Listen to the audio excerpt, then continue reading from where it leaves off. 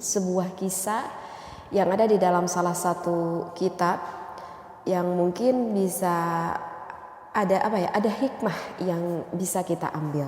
Bismillahirrahmanirrahim. Bismillah, alhamdulillah, wassalatu wassalamu ala rasulillah. Fahadha Abdullah bin Rabi'ah.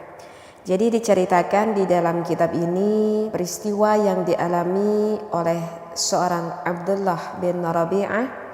Beliau adalah al-imam as-salih, seorang imam yang salih, sahibul iffah, dan yang mempunyai kesucian. Yuhka sababu talaqihi limra'atihi. Jadi diceritakan Abdullah bin Rabi'ah ini menikahi seorang perempuan. Kemudian Abdullah menceraikan wanita tersebut, seperti itu. Nah, apa sih yang menjadikan sebab Abdullah itu menceraikan istrinya? Bal wayashtaki, bahkan mengadu, wayatlubu halan, bahkan Abdullah ini juga terus mencari cara, mencari jalan agar nanti ketika menikahi wanita yang lain lagi tidak terjadi suatu perceraian yang kedua kalinya. Artinya ya Abdullah terus mencari cara bagaimana agar rumah tangganya itu langgeng lah, istilahnya seperti itu ya. Faqad kana yu'ani min dzakarihi ay udwin. Ternyata Masya Allah, apa sih yang menjadikan sebab Abdullah itu menceraikan istrinya itu ternyata dikarenakan Abdullah sendiri. Apa yang dialami oleh Abdullah di sini dikatakan bahwa salah satu anggota yang dimiliki oleh Abdullah, wabil khusus itu adalah alat kemaluannya. Abdullah itu alladzi la yarqudu faqad kana muntasiban daiman, bahkan wa kana qawiyan syadidan. Jadi diceritakan bahwa alat yang dimiliki oleh Abdullah tersebut itu melebihi kapasitas dari yang lain gitu. Maksudnya gimana ini teh? Jadi di dalam kisah ini diceritakan yang dimiliki oleh Abdullah tersebut berdiri terus, susah tidurnya. Susah tidurnya. Bahkan qawiyan syadidan. Selain itu, selain susah untuk tidurnya, bahkan yang dimilikinya itu kuat syadidan, bahkan banget begitu kuatnya. Loh, kenapa kok sampai menimbulkan suatu perceraian? Bukankah wanita menyenangi hal seperti itu? Falam takun imra'atun tasbiru ala dzalika la siyama idza kana 'indaha dhaiqi fil farji. Ya, siapa yang enggak senang memiliki suami seperti itu? Tetapi kalau misalkan terus-menerus seperti itu, ya tidak ada wanita yang bisa sesabar harus terus-menerus melayani sang suaminya, yaitu melayani Abdullah tersebut. Jadi memang diceritakan Abdullah ini menikahi bahkan sampai beberapa perempuan, tetapi cerai lagi, pisah lagi, pisah lagi. Dikarenakan gak ada satu wanita pun yang kuat untuk melayani Abdullah seperti itu. Apalagi di sini dikatakan dhaiqi fil farji, apalagi ketika menikahi seorang wanita yang mana alat kemaluan wanitanya tersebut itu sempit, seperti itu. Bahkan di sini dikatakan walam takad imra'ata tajlisu ma'hu illa ayaman thumma yutalliquha. Bahkan sempat Abdullah itu menikahi seorang wanita dan wanita tersebut hanya bertahan berumah tangga dengan Abdullah hanya hitungan hari saja.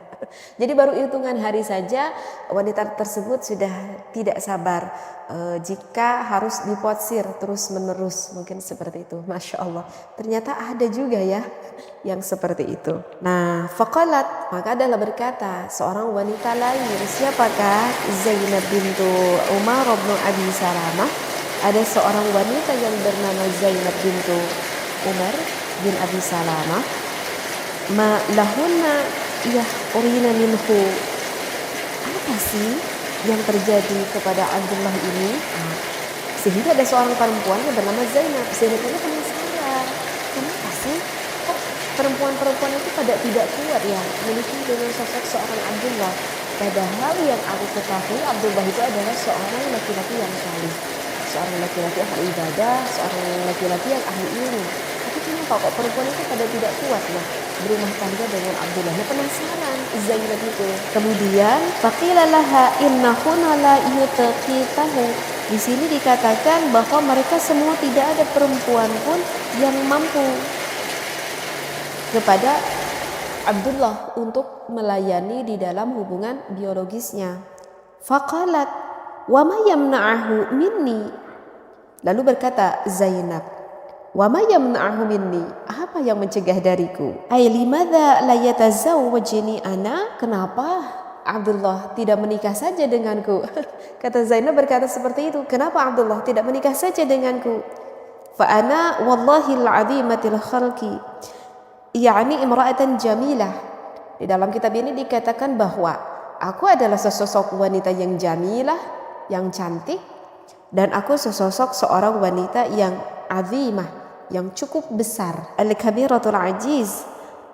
Bahkan fisikku, maaf ya, di dalam kitab ini dikatakan bahwa aku adalah seorang wanita yang memiliki bokong ataupun pantat lah mungkin ya, yang cukup kabirah, yang cukup besar, yakni muakhkharataha, pada bagian belakang aku.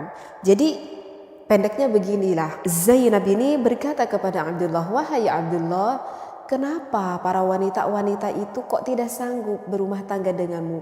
Yang aku ketahui, yang aku lihat dari kamu adalah sesosok seorang laki-laki yang soleh. Tapi kenapa wanita-wanita tersebut tidak sanggup? Seperti itu. Maka diceritakan oleh Abdullah kepada Zainab. Dan kata Zainab, kenapa kamu tidak menikahiku saja? Karena aku kebetulan sama seperti Abdullah.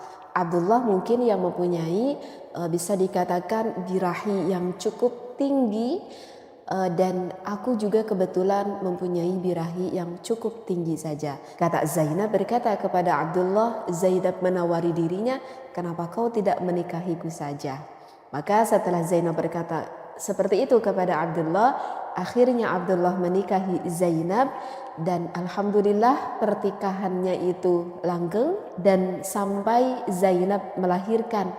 Di sini dikatakan sampai melahirkan sittatan minal waladi, sampai melahirkan 6 anak. Masya Allah. Berarti di sini Zainab menikah dengan Abdullah itu maslahat. Nah, mungkin apa ya hikmah yang bisa kita ambil di sini? Ya begitulah Allah menciptakan kepada salah satu sosok manusia, mungkin Allah menciptakan hormonal pada seseorang itu cukup tinggi sekali. Nah, maka jika kita mengetahui bahwa kalau misalkan hormonal kita itu cukup tinggi sekali sehingga mengakibatkan birahi kita cukup tinggi sekali, maka kalau nanti kita menikahi seorang perempuan itu harus dengan perempuan yang tepat pula. Artinya ya harus bertemu kembali dengan seorang wanita yang sama-sama mempunyai hormonal yang bisa dia katakan di atas rata-rata lah, hormonal yang tinggi. Karena memang di dalam suatu pernikahan hubungan biologis antara suami itu dijadikan salah satu peran yang utama. Maka ya harus tepat mencari agar keadaan berada di dalam rumah tangganya itu dilanggengkan. Seperti itu ya. Mungkin itu hikmah yang bisa kita ambil di dalam salah satu kitab referensi yang aku baca ini. Wallahu a'lam. Wassalamualaikum warahmatullahi wabarakatuh.